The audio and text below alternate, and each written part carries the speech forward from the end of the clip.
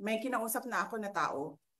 Sinabi ko sa kanya, patayin mo si BBM, si Lisa Araneta, at si Martin Romualdez. No joke. Inday Sara, ano na nga ba ang nangyayari sa'yo? Nawawala ka na nga ba sa wisyo? Ang pagtangkaan ng buhay ng ating Pangulo, kahibangan ng tawag dyan. At yung sabihin mo na umupa ka ng asasin ay talaga namang kabaliwan na yan. Imagine, Pangulo ipatutumba mo. Yung pagbabanta mo, pinagmalaki mo pa sa social media. Mali. Maling mali. Saan ka naman nakakita? Isang vice presidente, pinagbabantaan ang buhay ng kanyang presidente, tapos kanya pang pinagmamalaki. Hindi ba kabaliwan yun?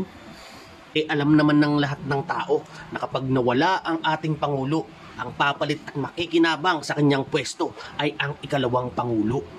At kung sinasabi nga nitong si Sara na may banta sa kanyang buhay, bakit pati si PBBM ay kanyang dinadamay? Ano naman ba ang pakinabang ng Pangulo kung mawawala si Sara? Hindi ba si Sara ang may pakinabang kapag nawala ang Pangulo? Hay nako Inday, ang katotohanan hindi dapat tinutukhang. Ang pagkaparanoid, ginagamot yan. Huwag yung idadamay mo pa ang sambayanan sa iyong kahibangan.